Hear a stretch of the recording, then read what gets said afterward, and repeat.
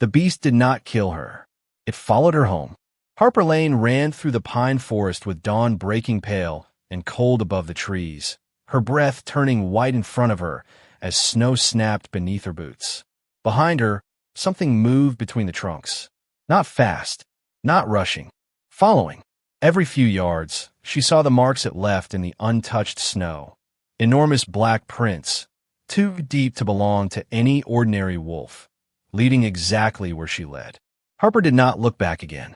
She clutched the silver pendant at her throat and kept running until the trees thinned and the old road to her pack came into view. Only then did she stop beside a frozen creek, her chest rising and falling hard beneath her threadbare coat. The forest behind her had gone quiet. No grod, no sado, no sign that the thing from Blackthorn Keep had ever been there. But when Harper lowered her eyes, a single dark footprint waited at the edge of the trees. It had stopped. It had watched her leave. And somehow, impossibly, it had let her go. 24 hours earlier, Harper had been kneeling beside a laundry basin in the lower hall of Grey Ridge Pack House, her hands red from cold water and soap. The morning bell had not yet rung, but the corridors were already filled with the sounds of other wolves preparing for the day. Boots striking stone, doors opening and closing, laughter from the dining room, where the stronger families had breakfasted early. Harper worked quietly, folding ceremonial table linens into neat squares and placing them in a wicker basket near the wall. No one asked whether she was tired. No one asked whether she had slept. They rarely asked Harper anything at all. In Grey Ridge, she was known as the scentless Omega, the girl whose wolf had never answered when the others shifted beneath the moon. Some said she was broken. Others said she was simply unlucky. Harper had learned that people used different words when they wanted to make the same wound sound polite. She kept her head down and let them talk.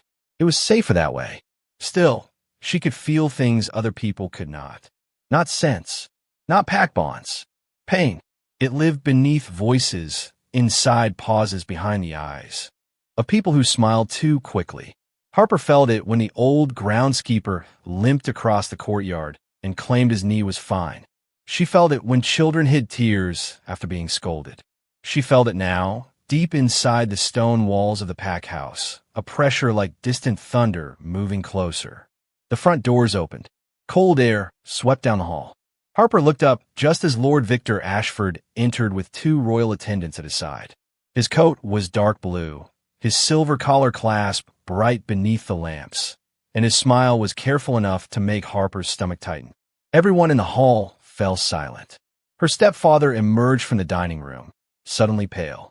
Lord Victor looked around the room as though choosing from a line of objects.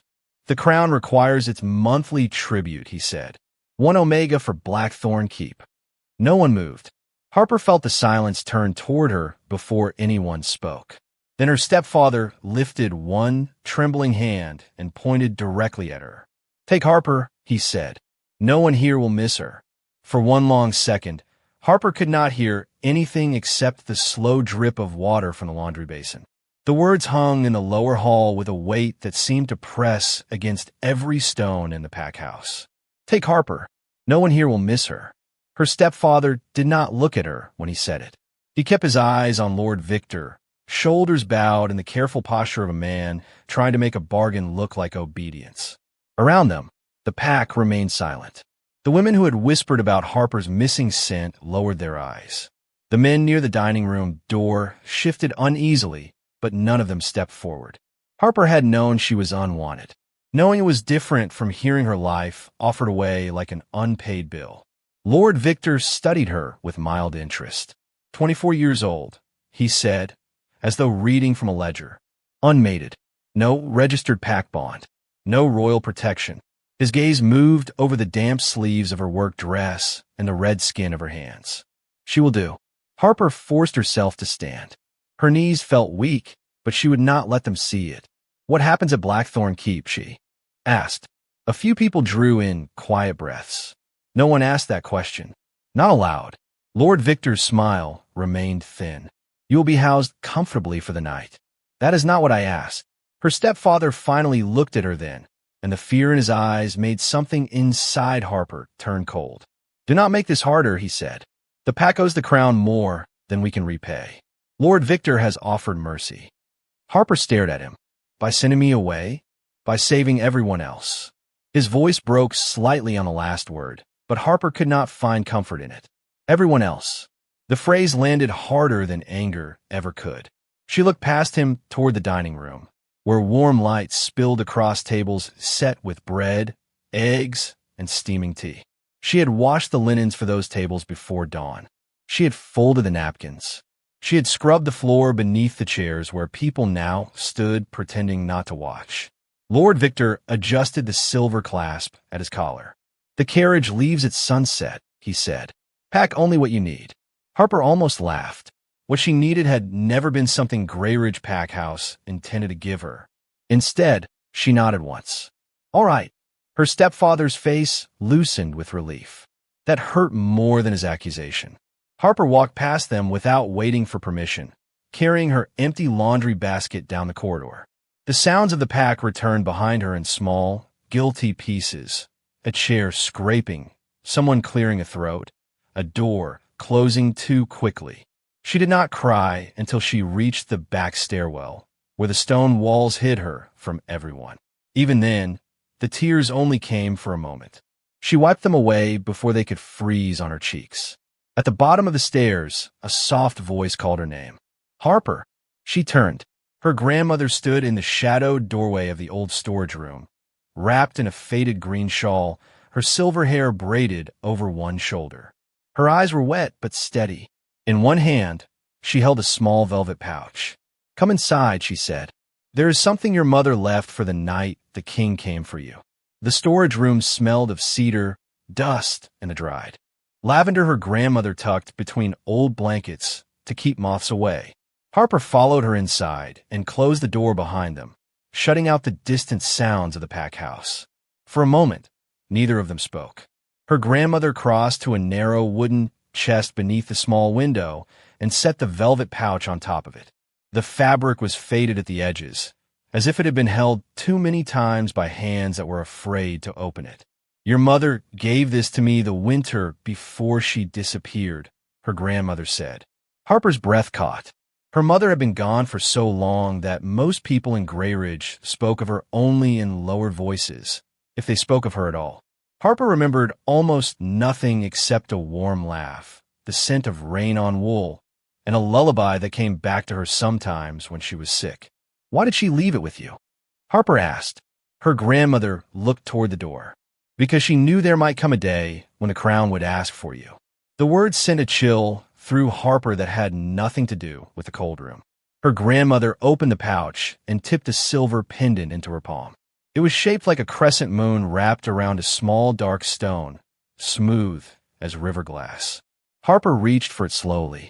The moment it touched her skin, a quiet warmth spread through her fingers. Not heat, not pain, recognition. I have seen that before, Harper whispered. No, her grandmother said gently. You have felt it before. It was always meant to come back to you. Harper fastened the chain around her neck. The pendant settled just below her collarbone, heavier than it looked. What does it do? Her grandmother's mouth trembled into a sad smile. It reminds you to look deeper than fear. Your mother used to say that the worst thing in the world is not a monster. It is a person who lets everyone believe there is no monster at all. Harper stared at the dark stone. Is the king really a monster? Her grandmother went quiet. Outside, a bell rang somewhere in the courtyard, low and distant. King Julian was not always the beast of Blackthorn Keep, she said at last. Once, he was a young king who tried to protect this kingdom from people who smiled while they made it weaker. Then something happened. Something old and cruel found the wound inside him and made a prison of it. Harper thought of Lord Victor's polished smile. She thought of the way her stepfather had pointed at her without looking ashamed. Why me? Her grandmother stepped closer and cupped Harper's face in both hands. Because you hear what others refuse to hear. You have spent your whole life thinking your missing wolf made you less than everyone else. But your gift was never missing, Harper. It was simply different. Harper wanted to believe her. She wanted to believe there was more to her than being the girl nobody chose. But the carriage would arrive at sunset, and Blackthorn Keep waited beyond the forest like a story everyone knew ended badly. "What am I supposed to do when I get there?" she asked. Her grandmother's eyes filled with tears, though her voice remained steady. "Do not trust the people who call him a beast too easily. And when the darkness tells you to run, listen for the voice beneath it." A hard knock struck the storage room door. Lord Victor's voice came through the wood, smooth and patient. "Mississippi Lane, the carriage is waiting." Harper closed her hand around the pendant. Then, beneath her palm, the dark stone gave one faint silver pulse, like a heartbeat answering from somewhere far away. The carriage waited beneath the gray evening sky, its black sides polished so brightly that Harper could see the pale shape of her own face in the door. Snow had begun to fall again, thin at first, then thicker, softening the packhouse roofs and swallowing the road beyond the gate. Lord Victor stood beside the carriage with one gloved hand extended, looking less like a man sending someone into danger and more like a host welcoming a guest to dinner. Harper did not take his hand. She climbed in alone, gathering the hem of her plain brown dress before it brushed the slush on the step. The door shut behind her with a heavy click. For the first mile, no one spoke. Lord Victor sat across from her, his dark blue coat immaculate despite the weather, while two royal attendants rode outside with the driver. Harper kept one hand closed around the silver pendant beneath her collar. It had grown warm against her skin the moment the carriage began to move. "You are unusually quiet," Victor said at last. Harper looked through the frosted window at the trees passing in long black lines. "You did not bring me here for conversation." His smile was faint. "No, I brought you because the crown has traditions." "Then call it what it is." She turned toward him. A tribute. For the first time, something colder than politeness showed in his eyes. "Careful, Mississippi Lane. There are people in this kingdom who would give anything to enter Blackthorn Keep. Then why are they not sitting in this carriage?" Victor did not answer. The silence that followed was almost satisfying. Harper faced the window again and watched Grey Ridge disappear behind the falling snow. She had expected grief. Instead, she felt only a strange hollow space, as though the pack house had been a room she had finally stopped trying to unlock. Hours passed beneath a sky without stars. The road narrowed as the forest thickened, and the wheels began to jolt over frozen ground. At last, the carriage slowed before a wall of black stone rising from the hillside. Blackthorn Keep stood above the pines with its towers disappearing into low clouds, every window dark except for a few amber lights near the gate. It did not look like a palace. It looked like a place built to keep something in. The carriage door opened, and a tall man in a dark military coat waited outside. Snow rested on his broad shoulders, but his expression was calm. "Captain Noah Reed," he said. "I command the Royal Guard at Blackthorn Keep." Harper stepped down, her boots sinking into fresh snow. Victor emerged behind her. "She is the monthly tribute," he said, as if the title explained everything. Captain Noah's jaw tightened almost imperceptibly. He looked at Harper, not with pity, but with a careful seriousness that made her stand straighter. "Mississippi Lane," he said, "will be given a room near the east wing. You may ask for food, blankets, or anything reasonable." Harper glanced toward the keep's enormous doors.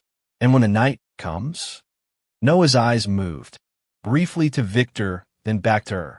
"When the third bell rings, stay away from the West Hall. If you hear anything, do not run toward it." "What will I hear?" Lord Victor answered before Noah could. "A king who no longer remembers mercy." The words settled coldly in Harper's chest. But beneath her coat, the pendant gave another faint pulse. She looked toward the dark upper windows of the keep, and for one impossible moment, she felt it again. Not rage, not hunger, not the presence of a monster. Pain. Deep, exhausted pain, pressing against the stone walls as if someone inside had been calling for help for years. Captain Noah led Harper through Blackthorn Keep without speaking much. The corridors were wide enough for 3 people to walk side by side, but the stone walls made everything feel narrow.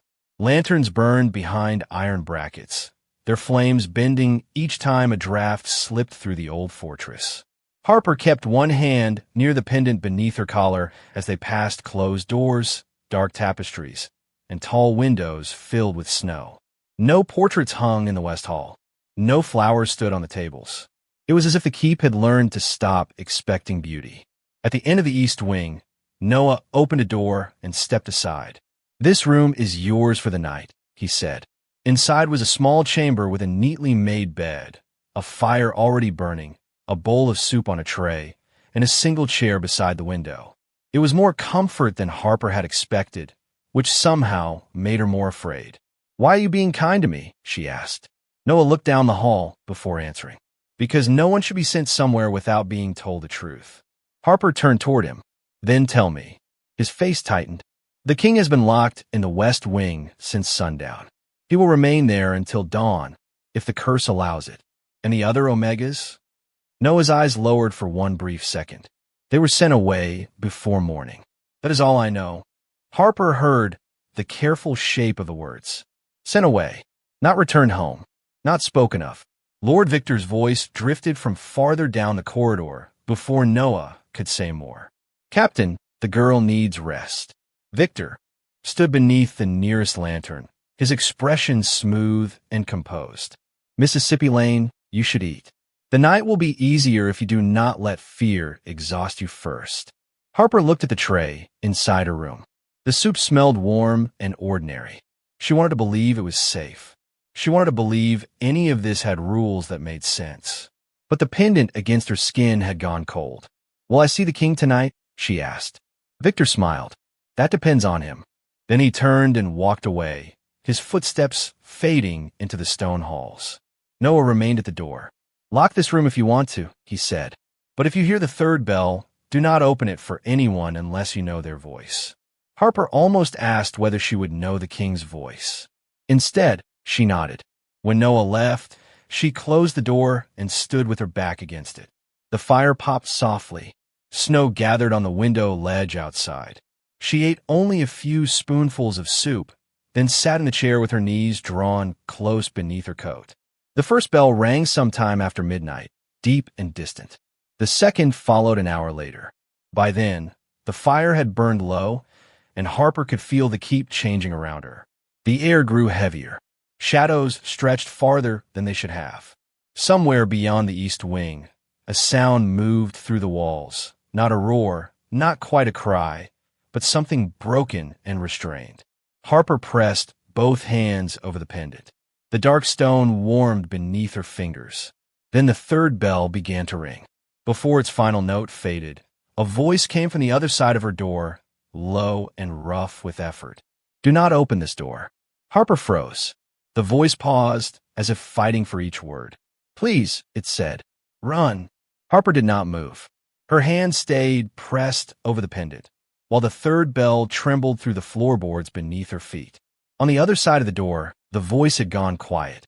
She could hear only the fire settling in the grate and the wind pressing snow against the window. Then something heavy passed down the hallway.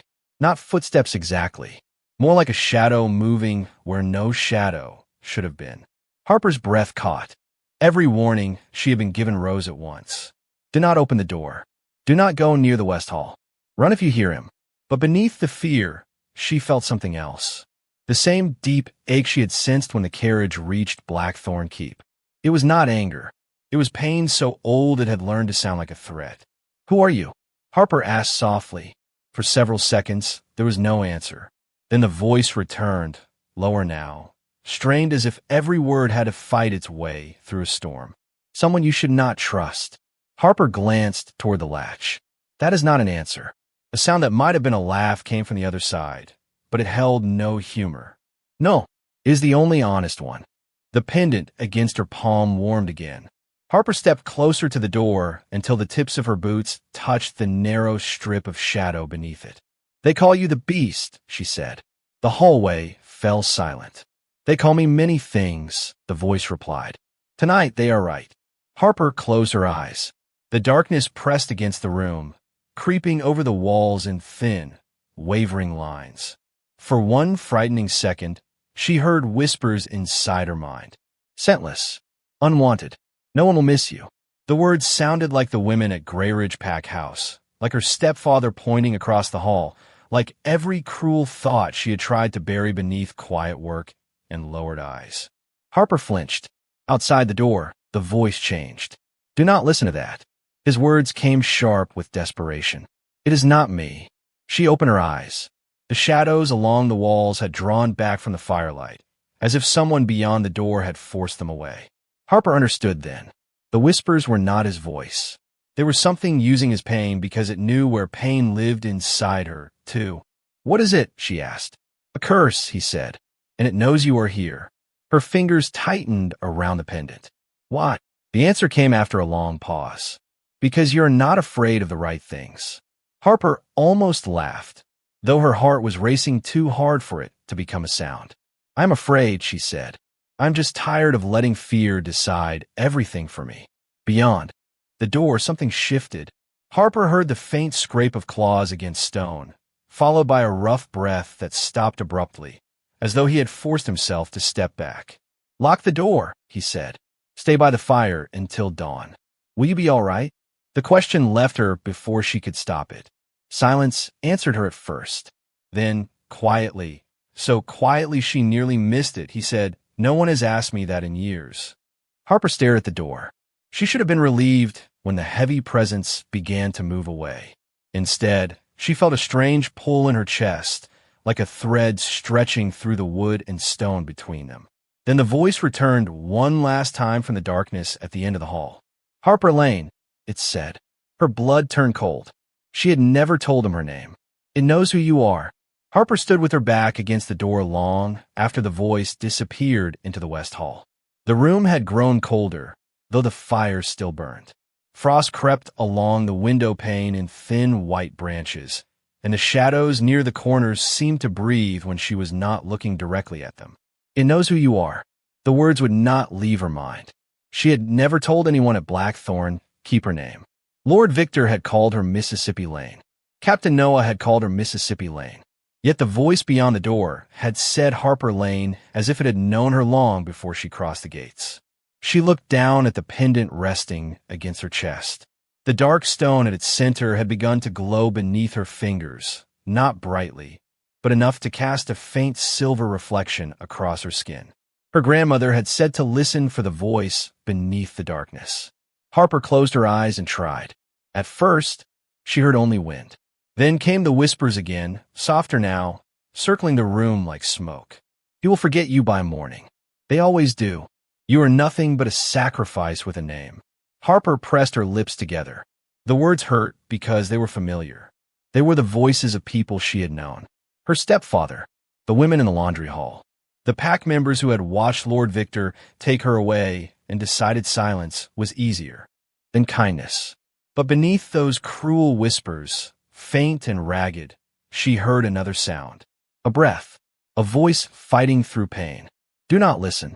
Harper opened her eyes. She did not know what made her move. Maybe it was fear. Maybe it was anger. Maybe she was simply tired of spending her life hiding from things that wanted her to feel small. She crossed the room and sat on the floor beside the fire, keeping her distance from the door. The flames painted the stone walls gold and orange. For a while, she said nothing. Then she spoke quietly, not knowing whether the man beyond the hall could hear her. My grandmother makes apple bread when the weather turns cold, Harper said. Her voice sounded strange in the silent room. She says cinnamon fixes almost anything. I do not think that is true, but I have never told her. The shadows at the edge of the room paused. Harper drew her knees close and kept talking. She told him about the first time she had seen snow fall, when she was 6 years old and had tried to catch every flake on her tongue. She told him about the old groundskeeper at Grayridge who sang badly while fixing broken fences. She told him about summer rain on dry fields and the smell of warm bread carried through an open kitchen window. She did not mention the sacrifice. She did not mention the people who had sent her here. She spoke only of small things that made a life feel worth surviving. The darkness did not leave, but it stopped whispering. Somewhere beyond the door, something heavy settled against the cold stone floor. Harper could hear slow breathing now, not the harsh sound of a beast hunting, the exhausted breath of someone who had finally stopped running. Minutes passed, perhaps an hour. The fire sank lower, and Harper's voice grew softer. "Are you still there?" she asked. For a long time, no one answered. Then the voice came from the other side of the door, rough but clearer than before. "Yes." Harper swallowed. "What should I call you?" Silence stretched between them. Then he said, "Julian." The pendant flashed once, silver against the dark. And from somewhere deep inside the West Hall, a new voice whispered through the stone. Not cruel this time, not angry, familiar. Harper's mother's voice said, "Do not let him remember too soon." Harper stopped breathing. The voice had come from nowhere and everywhere at once, soft as a memory spoken through a wall. Do not let him remember too soon. Her mother had been gone for 19 years. Harper knew that voice only from the broken pieces left behind in old dreams. A lullaby without words, a hand smoothing her hair when fever made the room spin, a laugh she could never quite hold onto after waking. Yet she knew it. She knew it with the certainty of bone-deep grief. "Mom!" The word left her before she could stop it. On the other side of the door, Julian shifted sharply. "What did you say?" Harper pressed the pendant against her chest. Its silver glow trembled beneath her palm. "I heard someone. There is no one in the hall." His voice had changed again, tighter now, as though fear had found a way through the curse. "Harper, listen to me. Do not answer anything you hear tonight unless you know it is me." The fire gave a sudden pop, sending sparks up the chimney. The room darkened at the edges. Harper looked toward the window and saw her reflection in the black glass. Pale face, loose hair, frightened eyes. Then another shape appeared behind her reflection. A woman in a gray dress stood near the door. Harper spun around. The room was empty. Her heart hammered. "It is showing me things," she whispered. Julian went still beyond the wood. The curse feeds on memory. It finds whatever hurts most and turns it into a doorway. Harper lowered herself slowly onto the floor again, closer to the fire, but not close enough to touch the flames. "Why would it use my mother?" "Because it wants you to leave." His voice came rougher now. "It wants everyone to leave." The words settled in her chest. For a moment, Harper understood the keep differently. The bare halls, the servants who spoke in whispers. The way Captain Noah had said the others were sent away before morning, never saying whether they wanted to go. The curse did not need claws or teeth to win. It only needed to make people believe they were safer without the person trapped inside it. "It told me not to let you." "Remember," Harper said. Silence stretched between them. Then Julian answered, barely above a whisper. "Remember what?" Harper looked down at the pendant. The dark stone within the crescent had begun to swirl with a thin thread of silver, like moonlight caught under deep water. She did not know what it meant. She did not know why her mother's voice had returned only after she spoke to him. But she knew one thing with sudden clarity. Someone had wanted this night to happen. Someone had known the pendant would answer the king's curse. Before she could speak again, the shadows along the ceiling moved. They gathered into a thin black line above the door, twisting slowly like smoke pulled by an unseen wind. Harper heard the whisper return, but this time it wore Julian's voice. "Open the door. I need you." Her whole body went cold. Julian heard it too. A low, broken sound came from the hall. Not anger, but resistance. "That is not me," he said. "Do not open it." Harper stared at the latch. The imitation came again, softer now, almost pleading. "Harper, please." The pendant burned warm against her skin. She closed her eyes and listened past the words, past the fear, past the part of herself that wanted to believe someone needed her badly enough to call her name. Beneath the false voice, she heard Julian's real breathing on the other side of the door, slow and ragged, forcing itself farther away. "I know," Harper said quietly. The shadows recoiled from the ceiling. For one heartbeat, the whole room flashed silver. Then the fire went out, and in the darkness beyond the door, Julian said, "Harper, do not be afraid. I am coming back to myself." The darkness lasted only a few seconds, but Harper felt every one of them. Without the fire, the room became a hollow shape around her, made of cold stone, black windows, and the sound of her own breath. She stayed on the floor with both hands wrapped around the pendant, refusing to reach for the door even when the silence outside became unbearable. Somewhere in the West Hall, something shifted against the walls. The sound was heavy, then distant, then still. Harper closed her eyes and remembered what her grandmother had told her. Listen for the voice beneath the darkness. So she listened, not for the whisper that borrowed Julian's voice, not for the cruel words that knew every place she had ever been hurt. She listened for the breath she had heard earlier, rough with effort and stubbornly human. At first, there was nothing. Then, from the other side of the door, came one slow inhale. Another followed. The shadows in the room trembled. Harper lifted the pendant from beneath her collar and held it in front of her. The crescent silver frame glowed faintly, casting a small pool of light across her hands. Inside the dark stone, a thin silver thread moved like moonlight beneath ice. "Julian," she said softly. No answer came. She swallowed and tried again. "You told me to stay by the fire. The fire is gone." For a moment, she thought she had spoken to an empty hall. Then his voice came through the door, weaker than before, but clear. "I know." Harper leaned her shoulder against the wood. "You said you were coming back to yourself." "I am trying." His breath caught, and she heard him shift farther down the hallway, as if he were forcing himself to stay away from her room.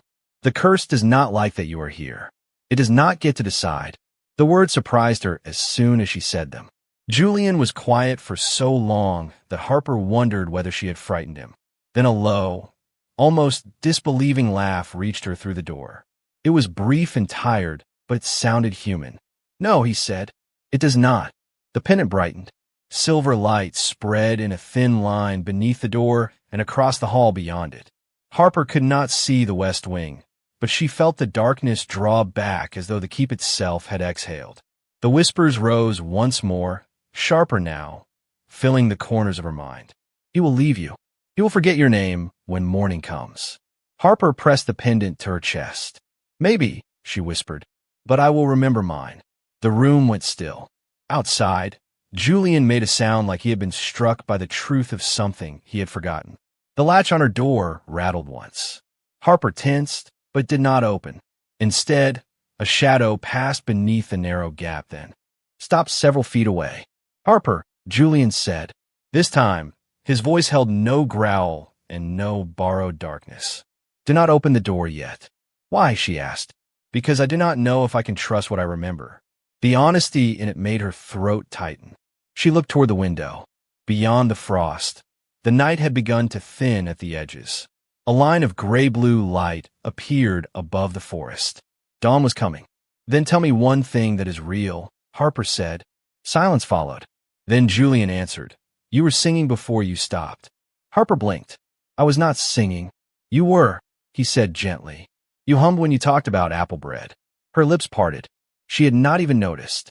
Julian's voice grew quieter. It was the first sound in years that did not make the darkness louder. The first pale light of morning touched the window. At the same moment, footsteps rushed down the east corridor. Captain Noah's voice called from beyond the hall. "Your Majesty?" Harper heard a door open somewhere nearby. Then Noah stopped abruptly. When he spoke again, his voice was full of stunned relief. "He is human." Harper rose slowly from the floor. Her hand hovered over the latch, but she did not open it. Not yet. Then Julian's voice came once more, close enough that she could hear the faint exhaustion beneath it. "Harper Lane," he said, "before they take you away, I need you to know one thing." Outside, the dawn light strengthened. Inside her palm, the pendant pulsed silver. "You were never meant to be a tribute." Harper looked at the door until the pale morning light had turned the frost on the window silver. Her hand rested on the latch, but Julian had asked her not to open it yet, and something in the quiet certainty of his voice made her wait. Outside, Captain Noah moved through the corridor with careful steps, speaking too softly for Harper to understand. Then another voice cut through the hall, smooth and unmistakable. "Lord Victor." "The girl has survived," he said. "That is fortunate. The carriage will return her to Grey Ridge immediately." Harper's stomach tightened. She heard Captain Noah answer, controlled but firm. "His Majesty has not given that order." His Majesty has only just regained consciousness after a dangerous night. The crown cannot afford confusion. Victor sounded almost concerned.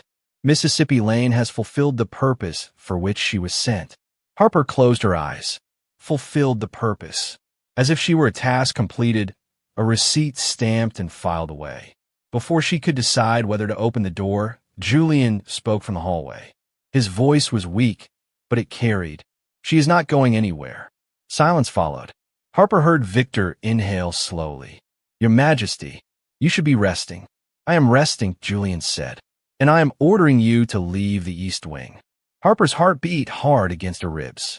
She had imagined the Alpha King's voice as something terrible, a command that could shake the stone walls. But now it was simply human, tired, determined, a man holding on to himself one careful breath at a time.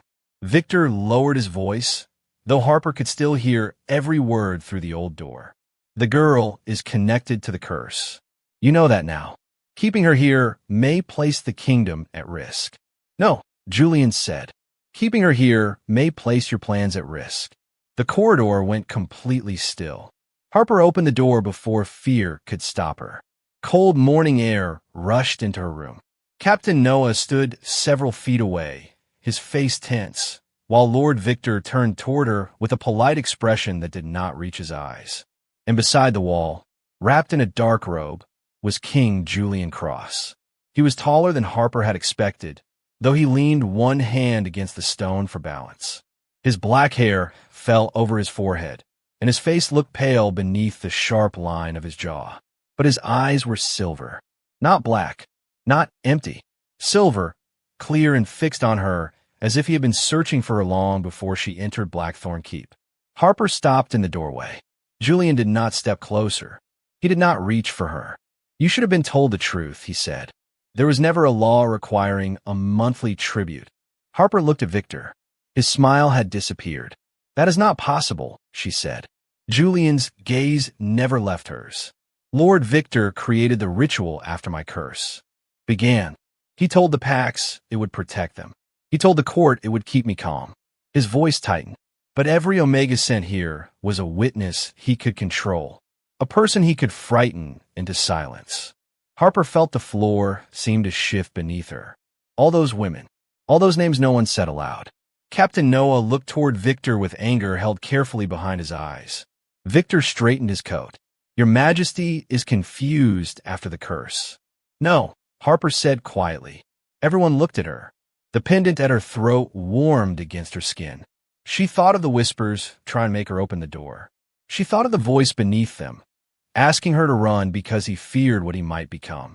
He is not confused, she said. The curse is afraid. Victor's face changed for one brief second. That was enough. Julian looked at Harper, and something almost like relief crossed his expression. Then, from the far end of the corridor, a royal messenger rushed toward them carrying a sealed black order. He stopped before Victor and bowed. My lord, he said, the council has received word that the beast survived the night. Harper watched Victor break the seal. His eyes moved across the page. When he looked up again, his smile returned, colder than before. Then, he said, the girl will become the kingdom's most dangerous secret. Victor's words settled over the corridor like a cold draft. The girl will become the kingdom's most dangerous secret. Harper looked from him to Julian, waiting for the king to deny it, to order the guards to take Victor away, to do something that made the world simple again.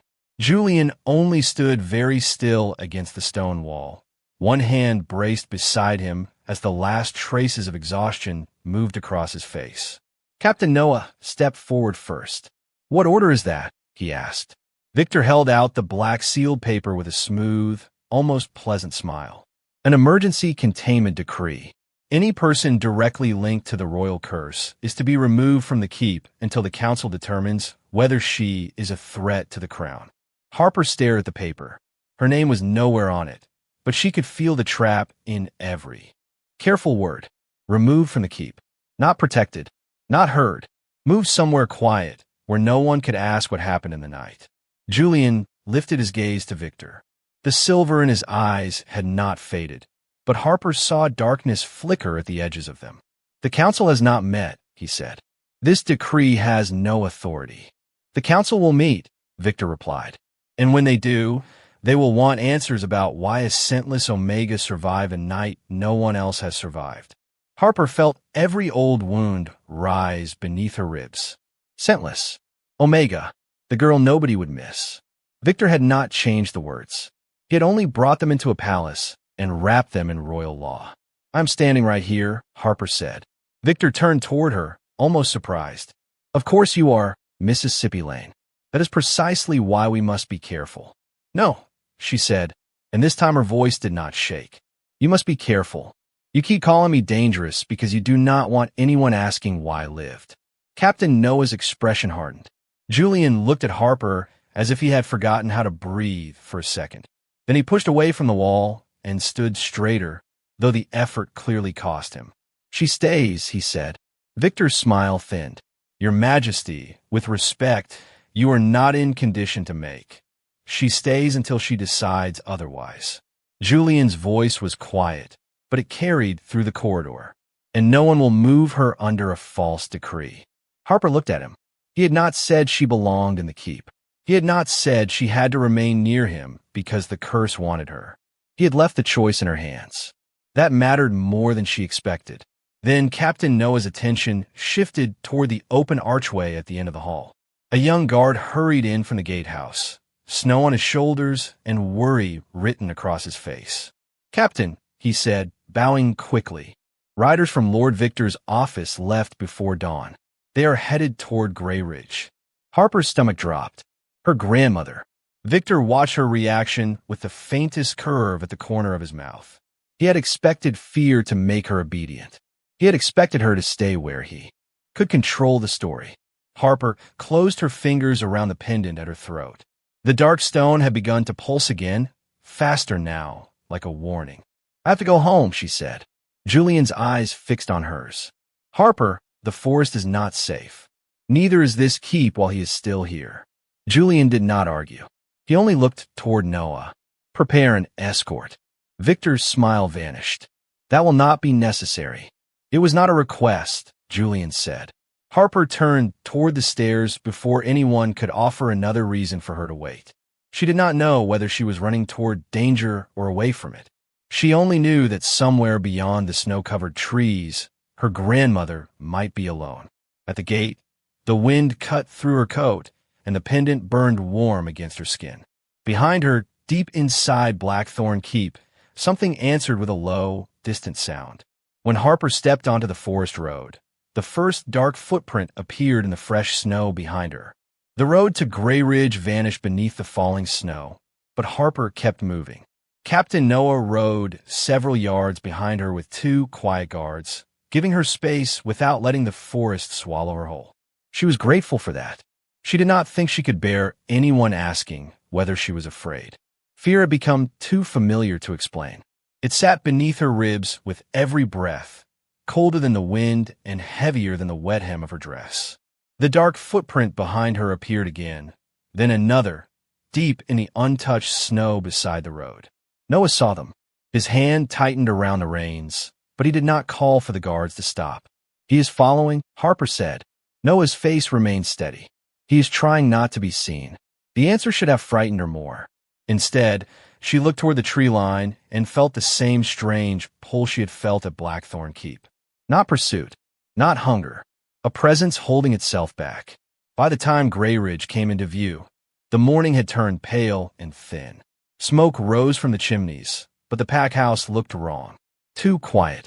No children ran through the courtyard. No laundry hung beside the back steps.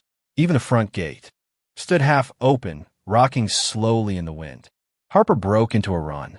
Captain Noah called her name, but she was already crossing the yard, boots slipping on packed snow as she reached the lower hall. The front door opened before she touched it. Her grandmother stood inside, wrapped in the faded green shawl she always wore when she was worried. Relief crossed Harper so sharply that her knees nearly gave way. Grandmother! She rushed forward and held her tightly. Her grandmother's arms closed around her at once, warm and trembling. I knew you would come back, she whispered into Harper's hair. I knew he would let you. Harper pulled back. Victor sent riders here. Her grandmother's face changed. They came at dawn. They searched your room. They searched mine. Harper's hand flew to the pendant at her throat. It was still there, warm beneath her fingers. What did they want? Her grandmother glanced toward Captain Noah and the guards entering behind Harper. Then she led them into the old storage room and shut the door. The narrow space smelled exactly as it had the night before, cedar and dried lavender and dust. But the wooden chest beneath the window had been pulled open, its blankets scattered across the floor. They were looking for this, her grandmother said. She reached beneath the loose floorboard beside the chest and lifted a thin roll of parchment wrapped in oilcloth. Harper stared at it. What is that? Your mother's map. Her grandmother unfolded the paper across the old chest. It showed the northern territories in faded ink, but one place had been marked with a silver crescent, a ruined chapel deep beyond Blackthorn Forest. Beneath the symbol, in handwriting Harper recognized from the note her grandmother had once shown her, were 4 words. The king was never cursed. Harper felt the room tilt. Captain Noah stepped closer to read it, his expression tightening. What does that mean? Her grandmother looked at Harper, tears bright in her eyes. It means Julian was not chosen by darkness. He was used to contain it. Before Harper could answer, the pendant against her throat flared silver. The light spilled over the map, tracing a line from Grey Ridge to Blackthorn Keep, then farther north toward the ruined chapel. Outside, the wind suddenly stopped. Every person in the room went still. Then a shadow passed across the frosted window. Not fast, not threatening, just there. Harper turned toward the glass. Between the pines at the edge of the yard stood a great black wolf, larger than any creature she had ever seen. Its silver eyes held hers through the falling snow. It did not come closer. It only waited. And in Harper's mind, beneath the echo of her mother's warning, Julian's voice whispered, "I found you." Harper did not move at first. The black wolf stood beyond the frosted window, half hidden between the pines, his dark fur dusted with snow and his silver eyes fixed on hers. He looked too large for the quiet yard, too dangerous for the thin glass between them, and yet he had stopped at the edge of the trees as if an invisible line had been drawn there. He was waiting, not claiming, not demanding, waiting. Harper opened the storage room door and stepped into the lower hall before Captain Noah could stop her. "Mississippi Lane," he called carefully, but she only shook her head. "He would not come closer unless I ask him to." Her grandmother watched from the doorway, one hand pressed over her heart. Harper crossed the courtyard slowly, each step sinking into fresh snow. The wind had returned, carrying the clean scent of pine and distant smoke. When she reached the edge of the yard, the wolf lowered his head. His ears tilted back, not in threat, but in something that looked almost like shame. Harper held the silver pendant in her palm. It glowed softly, casting a pale circle of light over the snow between them. "Julian," she said. The wolf's eyes closed. For one brief moment, the darkness around him loosened like smoke lifting from a candle flame. Then the shape of the beast softened, and when Harper opened her eyes again, King Julian Cross stood several feet away beneath the pines. He wore a dark cloak thrown loosely around his shoulders, his black hair damp with snow, his face pale from exhaustion. But his silver eyes were clear. He did not step toward her. "I should not have followed you," he said. "You had every reason to fear me." Harper looked at the tracks behind him, the deep black prints that had followed her road home. "You followed because Victor sent people after my grandmother." Julian's jaw tightened. "Yes. And because you thought I was in danger." "Yes." The honesty in his voice made her chest ache. Harper glanced back at the pack house, where Captain Noah stood in the doorway beside her grandmother. Then she looked down at the map still folded in her hand. The ruined chapel, the silver crescent, the words written in her mother's hand. The king was never cursed. "My mother knew," Harper said. Julian's expression changed. "Your mother?" Harper held out the parchment. He did not take it immediately. His eyes moved over the faded ink, and for the first time, real fear crossed his face. "I remember that chapel," he whispered. Not clearly, only pieces. A woman with silver light in her hands.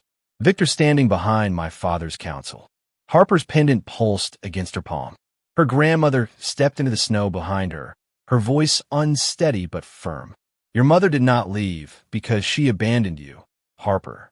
She left to keep the darkness from finding you before you were ready. Julian looked to Harper, and there was no command in his eyes now. Only a question he was afraid to ask. The chapel may hold the truth, he said, but you do not have to come with me. Harper thought of the girl who had been called scentless, unwanted, and disposable. She thought of the voice beyond the door that had begged her to run because it feared becoming cruel. She thought of every person Lord Victor had silenced by making them believe they had no choice. Then she folded the map and slipped it inside her coat.